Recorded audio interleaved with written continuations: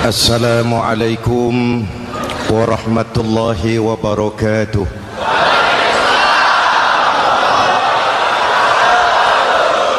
Alhamdulillahillazi ja'ala Ramadhana syahra siyami lil mu'minin. Wassalatu wassalamu ala asyrafil mursalin Sayyidina Muhammadin wa ala alihi wa sahbihi ajma'in. Amma ba'du. Para ulama yang saya muliakan, para pejabat baik sipil maupun militer yang saya hormati, alhamdulillah malam ini atas izin Allah, mudah-mudahan yang kita laksanakan ini merupakan bagian dari amal ibadah kita di bulan suci Ramadan ini. Hadirin, reformasi terbesar adalah reformasi yang dilakukan oleh baginda Nabi besar Muhammad sallallahu alaihi wasallam. 23 tahun merombak satu bangsa biadab menjadi bangsa beradab, merombak umat yang terpecah belah menjadi umat yang bersatu, merombak masyarakat yang tenggelam dalam kemusyrikan menjadi umat yang bertauhid.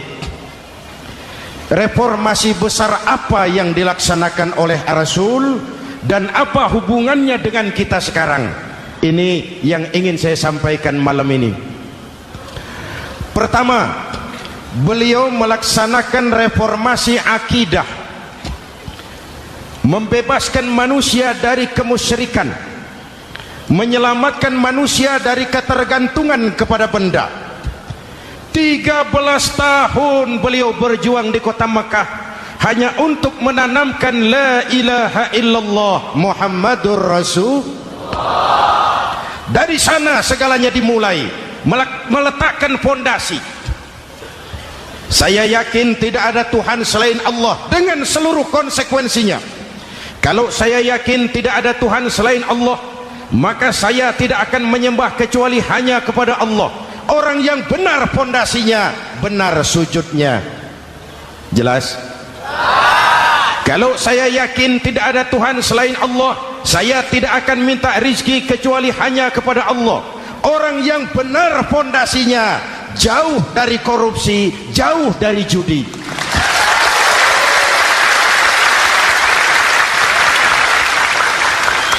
Kalau saya yakin tidak ada Tuhan selain Allah, saya tidak akan menggantungkan hidup kecuali hanya kepada Allah. Saya tidak akan melarikan persoalan kecuali hanya kepada Allah. Saya tidak akan pernah takut kecuali hanya kepada Allah. Saya tidak akan minta tolong kecuali hanya kepada Allah.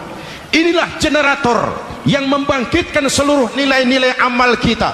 Kita puasa, kita sujud, kita jihad, itu kan karena nilai iman. Betul? Imannya tidak kelihatan, yang kelihatan gejalanya. Mic ini berbunyi karena ada strom. Percaya apa tidak? Kelihatan stromnya? Kok tahu ada strom dari mana? Dari bunyi. Ada suaranya itu, ada stromnya. Kenapa? Bunyi. Lampu menyala karena ada strom. Kipas angin berputar karena ada strom. Betul? Jadi kalau ada strom bunyi dong.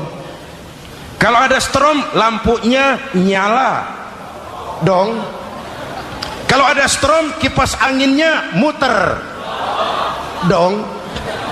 Artinya apa? Kalau ada iman sujud dong.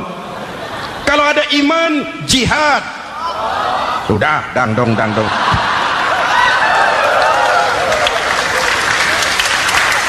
Seluruh amaliyah kita hanya refleksi dari nilai-nilai keimanan. Maka dimulai dengan fondasi. Kalau fondasi kuat, apapun yang mau dibangun aman. Kalau fondasi rapuh, apa yang mau dibangun di atas fondasi yang rapuh? Karena itu, dengan tabligh akbar ini pesan pertama saya, mari jaga nilai-nilai iman kita. Kita masih bergelut dengan zaman susah. Judi kembali merebak, Narkoba meracuni remaja dan pemuda-pemudi kita, padahal dua-duanya sumber segala macam kemaksiatan. Judi mendidik orang jadi malas, dan sejarah belum pernah mencatat ada orang jadi kaya karena judi. Yang bangkrut, yang kere, yang melarat banyak. Makanya saya bersyukur di sini nggak ada yang judi. Nggak ada, mana saya nggak lihat di sini. Entahlah kalau di luar sini. Judi itu penyakit, kalahnya bikin penasaran, menangnya bikin ketagihan. Itulah penyakitnya. Makanya lebih baik makan singkong betulan daripada makan roti mimpi. Ayo, makan singkong betulan, makan roti mimpi, lebih baik mana? Lebih baik makan roti betulan, Mas. Maksud saya uang 45.000 rupiah itu, daripada belikan togel, daripada dibelikan pakong, daripada dibelikan macam-macam undian judi, lebih baik dibelikan beras, makan sama-sama. Hadirin yang saya hormati, karena iman kita hidup, untuk iman kita berjuang, dalam iman kita ingin kembali menghadap Allah Subhanahu. Dahulu pun orang-orang tua kita berjuang memerdekakan negeri tercinta ini. Apa faktor penggerak utamanya? Iman. Imanlah yang mengajarkan orang-orang tua kita, hubbul watan minal iman, cinta tanah air bagian daripada iman. Lah, tanah air kita kan bukan Aljazair, tanah air kita bukan Palestina, tanah air kita bukan Mesir, tanah air kita mencintai Indonesia bagian daripada iman. Yang datang menjajah kebetulan kafir. Lah ini, bertemulah cinta tanah air dengan semangat jihad yang diajarkan agama. Lalu bangkitlah para ulama, bangkitlah para kiai, bangkitlah para santri, berjuang memerdekakan negara tercinta ini. Saya tanya lagi, orang-orang tua kita dahulu berjuang melawan penjajah, senjatanya apa? Bambu runcing. Jenderal mana mau taruhan bambu runcing merdeka melawan tank?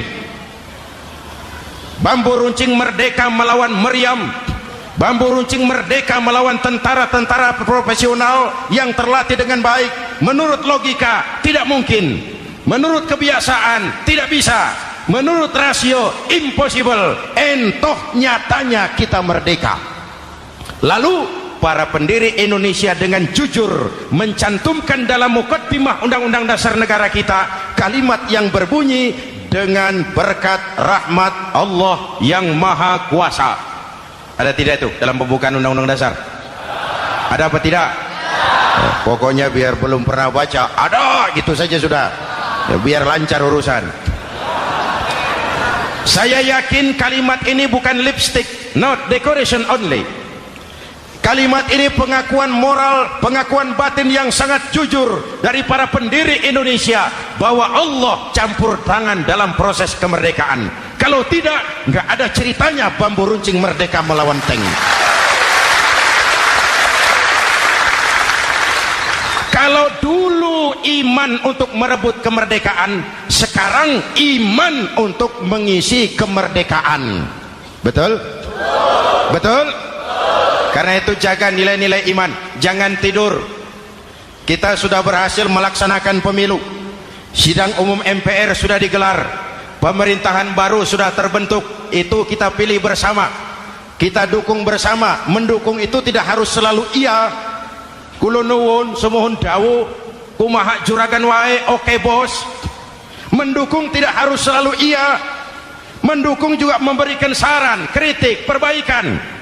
Kenapa? Di mana-mana di dunia ini kekuasaan cenderung mau menang sendiri, kekuasaan cenderung untuk korup. Karena itu kalau kita cinta kepada pemerintah, kita harus mengawasi jalannya pemerintahan kita ini. Pengalaman ketika Orde Baru berdiri, kita percaya, kita serahkan penuh, lalu kita tidur. akhirnya kita jadi susah sendiri. Betul? Umat Islam tidak boleh jatuh dua kali di tempat yang sama. Hari ini lewat sini jatuh wajar, belum tahu barangkali. Besok lewat sini lagi jatuh lagi, goblok tenan. Masa jatuh dua kali di tempat yang sama itu bagaimana? Hadirin yang saya hormati, nilai-nilai iman, intan paling mahal, mutiara paling berharga, tidak lain nilai iman. Imanlah yang menyebabkan kita gembira menyambut datangnya Ramadan, menyingsingkan lengan baju, menghamparkan sajadah, melakukan pendekatan yang intens kepada Allah. Kenapa? Kita mengerti nilai Ramadan. Tempo hari saya berikan contoh. Di tangan kanan saudara ada berlian, harganya 50 juta. Di tangan kiri saudara ada rumput seikat. Berlian dan rumput ini taruh di depan kambing. Kira-kira mana yang diambil kambing? Rumput, dasar kambing. Kambing tidak ngerti nilai berlian. Padahal kalau kambing sedikit mau pakai otak. Kalau berlian yang saya ambil, kata kambing, lalu saya bawa ke pasar, kemudian saya jual, harganya 30 juta, lalu dibelikan rumput, dapat rumput sekabupaten. Tapi kambing tidak ngerti nilai berlian. Yang kambing tahu cuma rumput. Kenapa? Hidup kambing cuma melayani perut. Maka kata Imam Ali karramallahu wajhah, orang yang hidupnya hanya untuk melayani perut,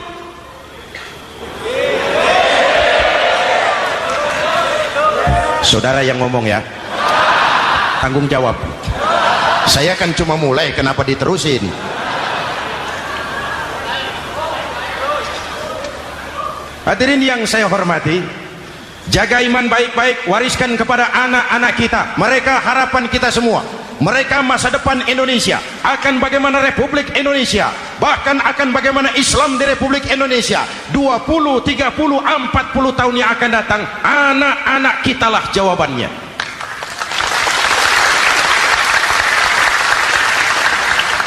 Mereka mau jadi apa? Persilahkan, asal iman merupakan landasan hidupnya.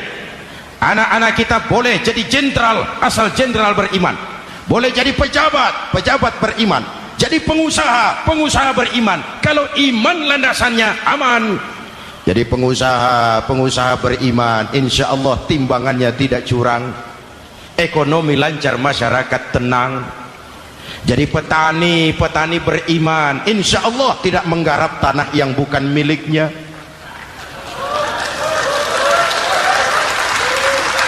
Jadi pejabat, pejabat beriman, insya Allah korupsinya sedikit.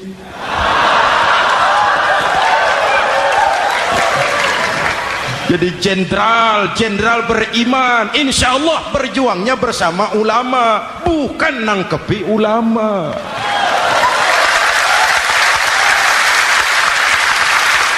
Jadi teknokrat, teknokrat beriman, jadi pengusaha, pengusaha beriman, jadi seniman, seniman beriman, jadi maling.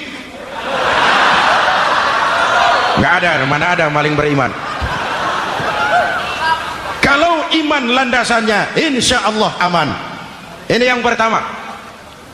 Yang kedua, baginda Nabi melaksanakan reformasi sosial. Berupa apa? Membebaskan manusia dari ras diskriminasi, mengikat manusia dengan tali akidah. Diciptakan kita dari laki-laki dan perempuan, dijadikan kita bersuku-suku dan berbangsa-bangsa. Bahkan Quran memulai dengan kalimat syu'ub, wa ja'alnakum syu'uban wa qabaila. Kami jadikan kamu berbangsa-bangsa dan bersuku-suku agar kamu saling mengenal satu dengan yang lain. Saya ingin mengulangi imbauan saya, mari kita tingkatkan kerukunan, 3 macam kerukunan. Pertama, rukun antar umat seagama. Sesama muslim harus rukun. Ya Pak? Ya Bu?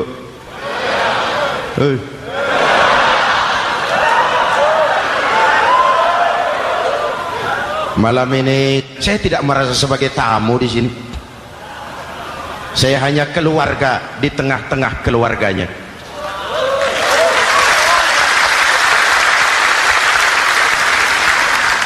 Di sepanjang Jawa kah saya, ke Sumatera kah saya, ke Kalimantan saya, ke Sulawesi saya, ke Irian Jaya saya, kemana saja saya pergi, di mana saja saya berada, saya hanya keluarga di tengah keluarganya.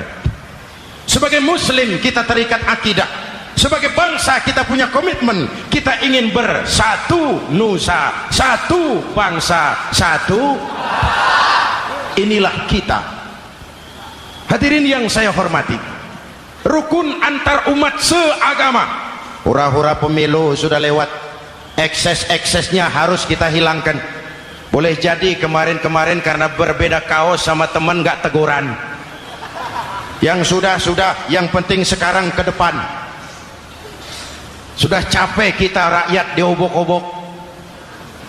Sudah datang saatnya kita meluruskan saf, merapatkan barisan, menggalang semangat kebersamaan. Rukun antar umat seagama. Begitulah malam ini saya hadir di tengah keluarga sendiri. Yang mengikat kita apa? Akidah. Di masjid kita ditemukan, dan inilah simbol kehidupan umat. Tadi kita sholat isya dan tarawih di sini, menghadap ke arah yang sama, menyembah Allah Tuhan yang sama, melakukan gerak yang sama, membaca bacaan yang sama, dengan bahasa yang sama. Betul? Tapi kita datang dari segala penjuru. Kita datang dari sebelah lor, sebelah kidul, sebelah wetan, sebelah kulon. Di sini di masjid ini kita menghadap ke arah yang sama. Kita yang hadir di sini boleh jadi ada yang dari Sumatera, Kalimantan, Sulawesi, Irian Jaya, tapi kita adalah Indonesia. Jelas? Jelas? Saya sering kasih contoh, coba kalau sholat pakai bahasa masing-masing, ramai masjid, bingung malaikat. Ini Indonesia ramai karena tiap provinsi sholat pakai bahasa masing-masing. Kalau Riau bicara sendiri, Ambon bicara sendiri, Aceh bicara sendiri, Irian bicara sendiri, ramai masjid. Jelas? Jelas? Yang imam pakai bahasa Indonesia, takbir, Tuhan yang maha besar. Gagah sekali, bingung malaikat. Kembali kita kalau sholat pakai bahasa masing-masing. Betapa ramainya masjid. Itu cermin dari bangsa yang tidak bisa menjaga kesatuan dan persatuan. Uni Soviet almarhum, al-mal'un, itu negara adidaya, negara adikuasa, bersama-sama dengan Amerika menjadi polisi dunia. Tetapi kemudian dihantam oleh glasnost yang kebablasan. Gorbachev terpental, Soviet pecah jadi negara kecil berkeping-keping. Mimpi mengembalikan Soviet seperti dulu. Begitulah kalau kita biarkan benih-benih disintegrasi ini terus berkembang, tidak ada lem perekat, maka kita akan pecah berkeping-keping dan kita akan jadi satu bangsa yang kecil. Oleh karena itu, yang pertama, jaga kerukunan antar umat seagama. Berbeda pendapat boleh, berpecah belah jangan. Berbeda partai oke, tapi berbeda dalam wawasan bernegara jangan. Jujur saja, saya kemarin musim pemilu itu sudah agak pesimis melihat, batin saya menjerit, ya Allah, kenapa umat jadi begini? Kenapa umat harus terkotak-kotak? Terlalu banyak partai-partai Islam waktu itu, 20 lebih. Begitu sidang umum MPR berjalan, saya mulai melihat titik optimisme. Ada yang mengkristal, di mana orang tidak lagi melihat partainya, tetapi melihat nilai-nilai imannya. Itulah yang memang utama buat kita.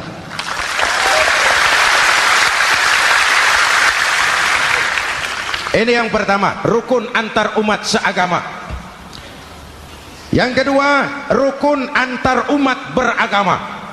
Beberapa hari yang lalu ada kejadian yang mengenaskan di Jakarta Timur, Cipayung. Peristiwa penyerbuan Yayasan Dolos. Hadirin yang saya hormati, kita tentu menyesalkan kejadian itu. Kita tidak bisa menyetujui tindakan main hakim sendiri. Kita berharap pemerintah bukan hanya bisa menangkap pelakunya, tapi juga yang tidak kalah pentingnya mengusut akar permasalahannya. Kenapa itu terjadi? Kalau cuma pelakunya yang ditangkap, akar permasalahannya tidak selesai, saya khawatir terulang lagi di tempat lain. Inilah yang terpenting, menjaga kerukunan antar umat beragama, saling menghormati, saling menghargai. Jangan melakukan kamuflase, jangan melakukan tindakan-tindakan yang rawan dan peka. Misalnya umat Islam membangun masjid di tengah perkampungan orang Kristen, padahal tidak ada Islamnya di situ. Itu bisa menimbulkan kerawanan. Atau sebaliknya, membangun gereja di tengah perkampungan umat Islam yang tidak ada Kristennya di situ. Atau sebaliknya, mereknya kegiatan sosial, mereknya kegiatan kemanusiaan, tapi isinya penyebaran agama kepada orang yang sudah beragama. Itu pun bisa menimbulkan kerawanan. Jelas? Maka yang besar jangan mau menang sendiri, yang kecil harus tahu diri. Jelas? Mari saling menghormati, mari saling menghargai dalam batas lakum dinukum. Menangkap pelakunya penting, mengusut akar permasalahannya itu pun tidak kurang pentingnya.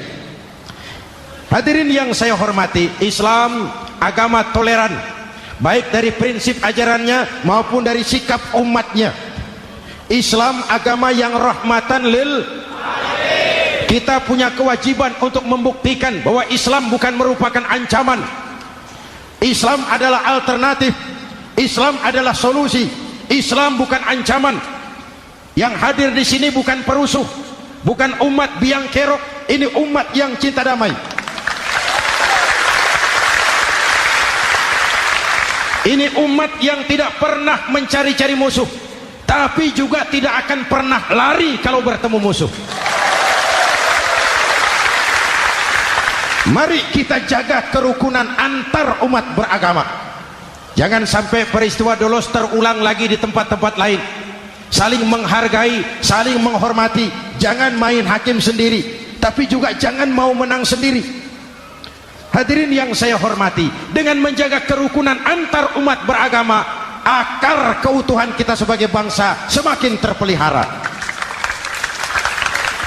Lalu yang ketiga, rukun antar umat beragama dengan pemerintah. Tadi kita sholat di sini ada imam, ada makmum, betul? Kalau makmum siapa saja boleh, Mas. Tidak ada pemilihan makmum. Fikih itu ketat kalau sudah memilih imam. Nih makmum siapa saja. Pak, itu orang pemabuk itu, boleh jadi makmum. Suka mencuri, Pak, boleh jadi makmum. Bacaannya tidak fasih, boleh jadi makmum. Ketinggalan satu rakaat, boleh jadi makmum. Tapi tidak tiap orang boleh jadi imam. Kenapa? Imam mau mimpin orang banyak. Kalau dia bodoh, bagaimana nasib makmumnya?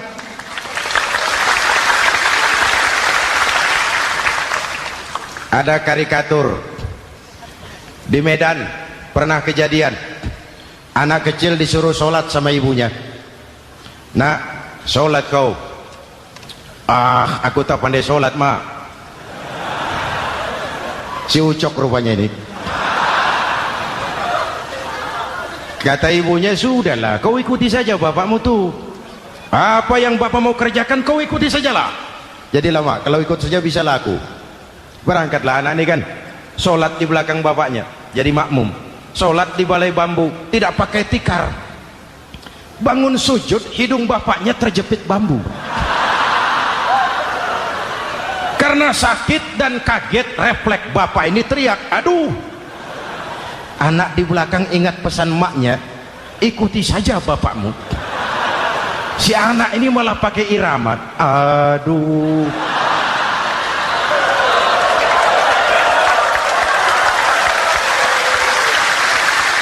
Lah, ada yang lebih gendeng lagi, mendengar anaknya mengaduh, bapaknya menoleh ke belakang. Kata bapaknya, kau kejepit juga cok, katanya. Sholat jadi ngobrol. Kalau makmum dan imam sama bodohnya, rusak sholat ini.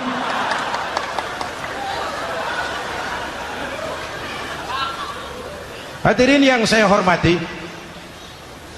rukun antar umat beragama dengan pemerintah, pemerintah yang legitimate, yang dihasilkan lewat proses demokrasi, benarnya kita dukung, salahnya kita tegur, kita kritik, kita perbaiki, kita berikan saran-saran yang baik. Sekali lagi, jangan tidur. Sudah lewat masanya. Kemarin-kemarin kita menghadapi satu masa yang penuh krusial. Sudah datang saatnya kita bersama-sama bahu-membahu mengatasi kesulitan besar yang tengah kita hadapi sekarang ini. Dengan 3 kerukunan ini, insya Allah keutuhan kita sebagai bangsa akan lebih terpelihara. Ini reformasi kedua. Dalam konteks kita sekarang, menjaga semangat kebersamaan. Saya sering mempopulerkan di masyarakat kita, umat Islam, bangsa Indonesia seperti 5 jari ini. Kalau kompak, apa yang tidak terpegang? Tapi kalau berpecah belah, apa yang mau dipegang? Yang ini namanya ibu jari. Umaro ini, pemerintah. Kerja apa saja kalau sudah diginikan pemerintah, lumayan. Diginikan kiamat, mas. Legalitas. Umaro. Yang ini telunjuk, alat untuk menunjuk. Ini orang yang punya uang, orang kaya, para pengusaha, investor. Kita perlu untuk memulihkan roda perekonomian kita. Di mana-mana kalau orang sugih nunjuk, lancar urusan, Pak. Coba kita yang melarat nunjuk-nunjuk ini, nggak laku. Makanya kata orang, serba salah jadi orang susah, tapi lebih susah jadi orang serba salah. Serba salah jadi orang susah, tapi lebih susah jadi orang serba salah. Telunjuk. Yang ini jari tengah lah ini, di tengah dia, ke kanan tidak, ke kiri tidak. Milik semua golongan ini, netral. Siapa ini? TNI. Siapa ini? Cendekiawan. Siapa ini? Ulama idealnya itu. Milik semua, tidak kemana-mana, tapi ada di mana-mana. Nggak bisa diajak suitan ini. Nggak ada anak-anak main kelereng, suitnya begitu itu nggak ada. Ini jari manis. Remaja, pemuda, masa yang paling manis. Semua harapan milik pemuda. Belum pernah saya dengar ada orang pidato, para kakek-kakek harapan bangsa, belum pernah. Mesti kalau sudah harapan umat, pemuda, harapan negara, pemuda, harapan agama, pemuda, harapan bangsa, pemuda, harapan pemudi. Jari manis. Yang ini kelingking, jari paling kecil ini. Nih kaum wanita ini, perempuan kecil tapi mantap. Masya Allah. Ini ibu jari ini besar ini. Sweet ketemu kelingking, kalah ibu jari ini. Di mana-mana kekuasaan sering kalah sama perempuan. Siapa yang mendorong-dorong Nabi Adam memetik pohon buah khuldi? Kelingking. Kelingking. Kelingking. Julius Caesar tunduk kepada Cleopatra. Siapa Cleopatra? Kelingking. Napoleon, singa daratan Eropa, the Lion of Europe, luas kekuasaannya, hebat tentaranya, bertekuk lutut di bawah kaki Margaret Josephine. Kelingking. Hadirin yang saya hormati, kalau 5 pilar ini bersatu, ringan sama dijinjing, berat sama dipikul, kita akan jadi satu bangsa yang kuat. Jelas? Jelas? Dengan Ramadan, dengan tablik akbar malam ini, mari kita jaga semangat kebersamaan. Saya selalu mengingatkan, sekarang lebih banyak tukang kompor daripada tukang lem. Lebih banyak tukang kompor daripada tukang lem. hangati sana, sulut sini, bakar sana, panasi sini, terbakar kita, dia lari tepuk tangan, dan kita yang rugi. Jelas? Jelas? Ini hal yang kedua. Reformasi sosial mengikat manusia dengan tali akidah, mempersaudarakan manusia dari manapun orang datang, apapun warna kulitnya, dari suku apapun ia dilahirkan, kalau akidahnya sama, itulah saudara kita. Kembangkan terus kerukunan antar umat seagama, antar umat beragama, dan antar umat beragama dengan pemerintah. Muslim bagaikan satu tubuh. Jikalau yang satu sakit, yang lain ikut merasakan sakit. Muslim bagaikan sebuah bangunan, yang satu sama lain harus saling memperkuat. Ada yang jadi tiang, tentu. Ada yang jadi pintu, memang. Ada yang jadi genteng, iya. Tapi satu sama lain harus saling memperkuat. Tidak bisa genteng ngomong sama tiang. Kata genteng, saudara tiang, kamu sih enak.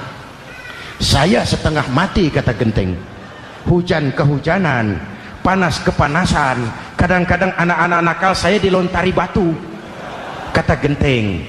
Yang jadi tiang ngomong lagi, kata tiang, saudara genteng, jangan sembarangan kalau ngomong. Kamu kira kamu bisa nongkrong di atas? Itu gara-gara siapa, genteng? Aku yang topang dari bawah, kata tiang. Kamu jadi anggota DPR, jadi anggota MPR, jadi pejabat, kami rakyat yang angkat.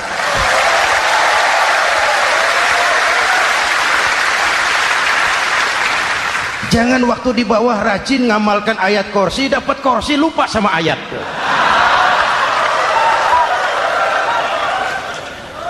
Mari ringan sama kita jinjing, berat sama kita pikul, duduk ya kita sama rendah, berdiri kita sama tegak. Tidak ada warga negara kelas 1 di Republik ini. Ini reformasi kedua. Yang ketiga, reformasi menegakkan keadilan, menyelamatkan manusia dari kezaliman. Sebelum Islam datang, sebelum Rasul datang, manusia dibedakan oleh hartanya, manusia dibedakan oleh warna kulitnya, manusia dibedakan oleh keturunannya. Beliau dengan tegas mengajarkan, innallaha la yanzuru ila suwarikum wala ila amwalikum walakin yanzuru ila qulubikum wa a'malikum. Allah tidak melihat potonganmu, Allah tidak melihat hartamu. Yang Allah lihat itu hatimu dan amal perbuatan.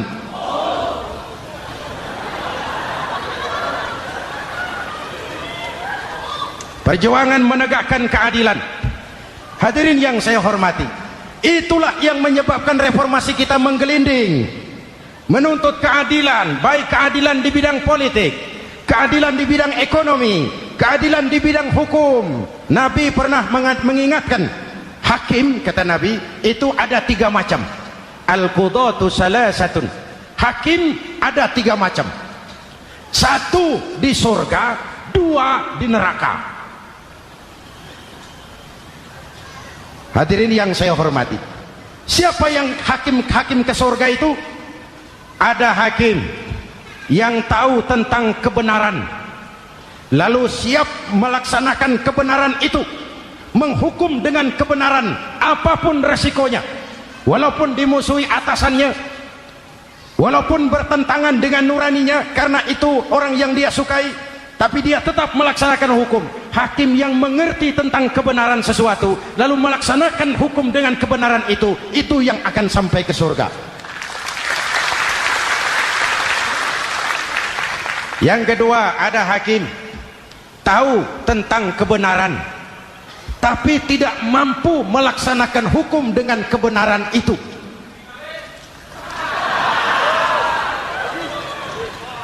Tahu sesuatu itu benar tetapi tidak punya nurani untuk membela kebenaran, mengetahui kebenaran tapi tidak berdaya untuk memperjuangkan kebenaran. Akhirnya hukum dikebiri, yang salah jadi benar, yang benar jadi salah. Itulah realita yang kita rasakan selama ini. Yang baca Quran dengan suara merdu dapat piala. Yang mengamalkan Quran dengan konsekuen dapat penjara. Yang berteriak-teriak menegakkan keadilan dianggap aneh. Yang korupsi habis-habisan hidup terhormat.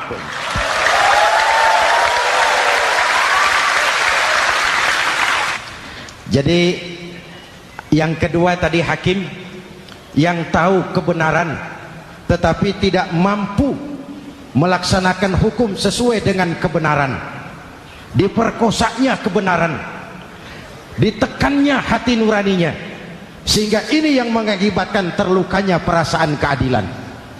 Yang ketiga lebih celaka lagi, ada hakim yang tidak mengerti tentang kebenaran lalu melaksanakan hukum dalam ketidakmengertiannya.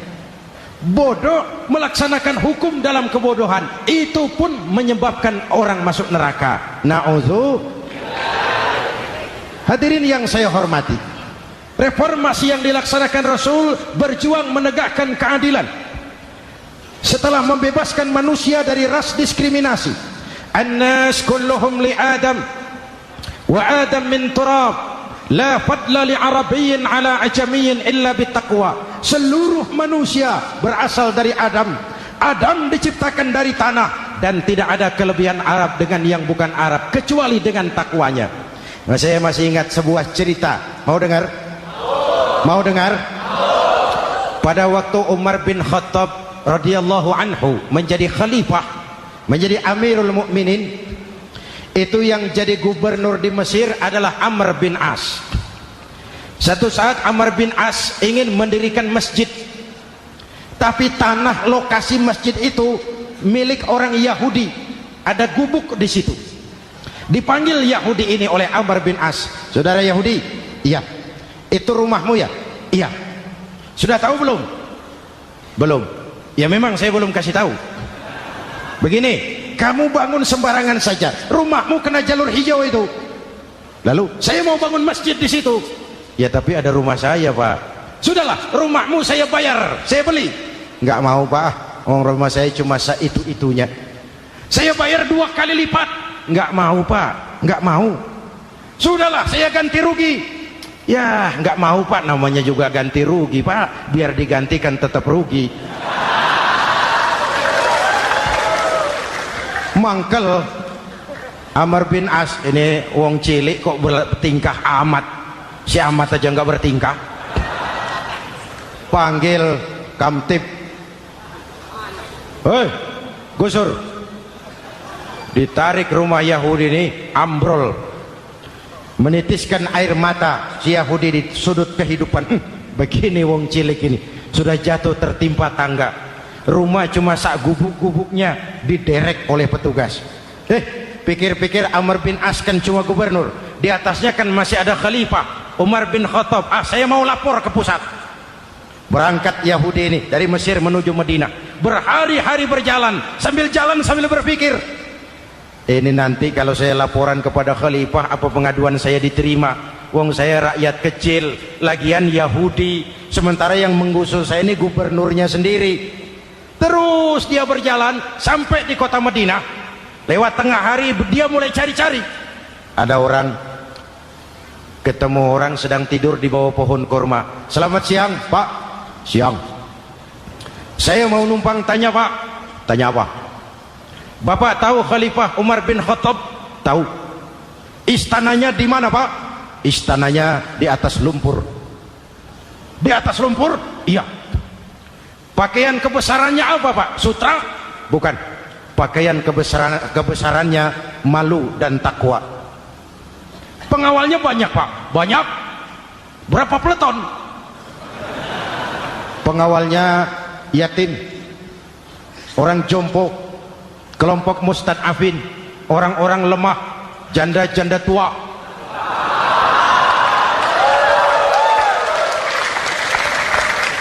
Itu pengawalnya. Pakaian kebesarannya malu dan takwa. Pengawalnya orang-orang lemah, tidak berdaya. Kok begitu, Pak? Begitulah Umar bin Khattab. Orangnya sekarang di mana, Pak? Di depan kamu.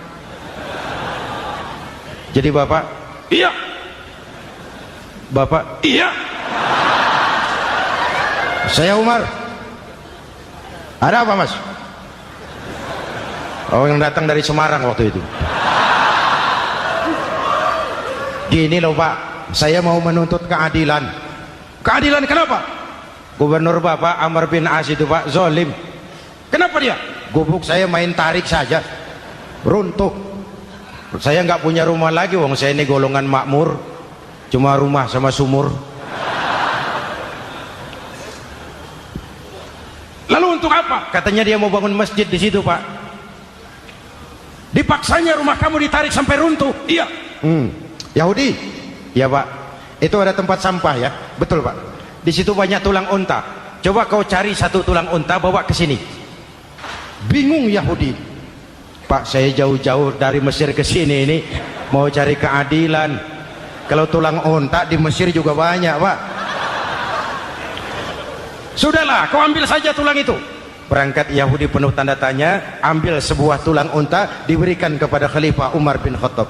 Tulang ini diambil, Umar hunus pedangnya, dengan ujung pedang dibuat garis lurus di atas tulang unta itu. Rat. Selesai. Yahudi? Iya Pak. Sekarang kau kembali ke Mesir, serahkan tulang ini kepada Umar bin Amr bin As. Makin bingung Yahudi. Jauh-jauh datang kemari kira mau dapat keadilan, cuma dapat tulang. Ya sudahlah, namanya wong cilik, berangkat dia pulang ke Mesir. Berhari-hari sampai di Mesir. Pak Gubernur, ya lapor. Ada apa Yahudi? Saya dari pusat. Loh, kamu dari Madinah? Iya Pak. Ngapain sih kamu ke sana-sana? Nuntut keadilan. Kamu bertemu Khalifah? Ketemu Pak. Terus? Tulang.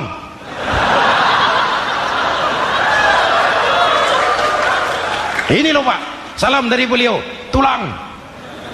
Apa maksudnya? Aku nggak ngerti lah itu Pak. Yes, go Rene. Diambil tulang itu. Amr bin As melihat ada garis lurus dengan ujung pedang. Gemetar badannya, keringat bercucuran. Kepala proyek dipanggil. Mas. Ini proyek masjid batal. Gubuk Yahudi dirikan lagi. Loh Pak, kata kepala proyek, saya kan sudah menang tender Pak.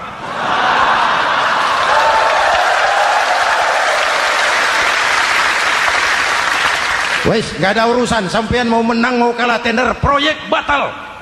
Itu gubuknya Yahudi dirikan lagi. Yahudi makin bingung. Ada gubernur dapat tulang gemetar. Pak Gob, ya sebenarnya apa yang terjadi? Apa-apa? Kamu sedikit-sedikit main pusat. Bu, yang ngomong dulu toh. Ya kan awalnya saya sudah ngomong Pak, tapi gubuk saya tetap ditarik. Percuma ya saya ke pusat Pak. Saya dapat teguran keras dari Khalifah. Tahu kau apa artinya ini? Seolah beliau berkata, "Hei Amr bin As, jangan mentang-mentang sedang berkuasa kau bertindak seenakmu. Berlaku lurus dan adillah kamu seperti lurusnya garis di atas tulang ini."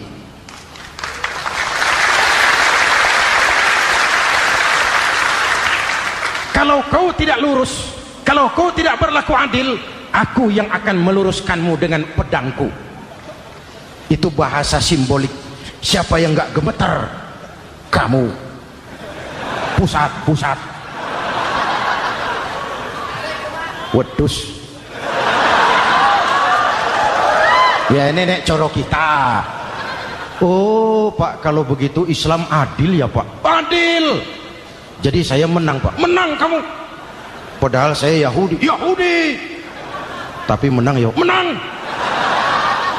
Pak, sudahlah kalau begitu Pak. Bagaimana? Itu gubuk saya ambil saja Pak.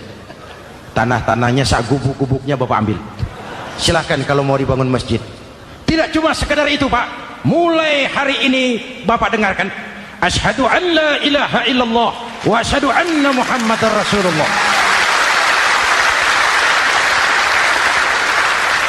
Yahudi bisa menang perkara menghadapi gubernur. Kalau ini terjadi di Indonesia,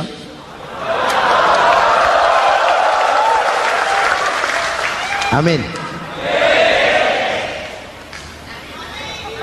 Oke, lalu siapa pemimpin adil itu? Setiap kita kan pemimpin. Presiden pemimpin di negaranya, gubernur pemimpin di provinsinya, bupati pemimpin di kabupatennya, Pak Camat pemimpin kecamatannya, Pak Lurah pemimpin di kelurahannya, suami pemimpin di rumah tangganya, anak muda pemimpin bagi dirinya. Dan setiap kita akan dimintakan tanggung jawab. Anak muda pemimpin buat dirinya, nanti diminta tanggung jawab. Kakimu kau bawa jalan kemana? Tanganmu ngambil apa? Lidahmu bicara apa? Matamu menteleng, apa yang dilihat? Seluruhnya akan dimintakan pertanggungan jawab. Marilah kita jadi orang yang adil kepada diri, kepada keluarga, dan akhirnya kepada masyarakat, bangsa dan negara. Hadirin yang saya hormati, satu ayat yang sering dibaca pada akhir khutbah khatib Jumat, innallaha ya'muru bil adli wal ihsan. Allah memerintahkan kamu berlaku adil dan berbuat ihsan. Tidak sekadar adil tapi ihsan. Ihsan nilainya lebih tinggi dari adil. Contoh, nak, tolong taruh telur itu di pinggir meja. Anak yang adil apa adanya, ditaruh telur di pinggir meja. Anak yang ihsan lain. Lah iya, perintahnya sih di pinggir meja, tapi kalau pas di pinggir meja kan jatuh ke bawah, ke tengah sedikit. Ini ihsan. Oleh karena itu, mari, perjuangan menegakkan keadilan masih panjang. Jalannya tidak lurus bertabur bunga, menanjak, menurun, banyak onak dan duri. Namun seperti yang dikatakan seorang tokoh, masih Napoleon, kalau ada 1000 orang penegak keadilan, saya satu dari yang 1000 itu. Kalau ada 100 penegak keadilan, saya juga satu dari yang 100 itu. Kalau ada 10 orang menegakkan keadilan, saya juga satu dari yang 10 itu. Kalau hanya 1 orang yang menegakkan keadilan, maka sayalah yang 1 itu. Tetap konsisten berjuang menegakkan keadilan, walaupun besok langit akan runtuh, walaupun besok akan kiamat, keadilan tetap harus ditegakkan. Ini reformasi yang ketiga, menegakkan keadilan, mengayomi masyarakat dengan hukum yang tegas. Dan Rasul menjadi contoh. Ini yang hebat. Misalnya beliau berkata, wallazi nafsi biyadihi law anna Fatimah binti Muhammadin sarqat laqata'a Muhammadun yadaha. Demi Allah, andai kata Fatimah putri Muhammad mencuri, jangan orang lain, Muhammad sendiri yang akan memotong tangannya. Hukum berwibawa, masyarakat terlindungi. Kenapa? Nabi jadi contoh. Jelas? Beliau mengajarkan orang beramal. Kepada putrinya beliau mengatakan apa? I'mali ya Fatimah, i'mali fa inni la ughni anki minallahi syai'a. Fatimah, beramal kau. Fatimah, beramal kau. Fatimah, solat kau. Fatimah, puasa kau. Fatimah, zakat kau.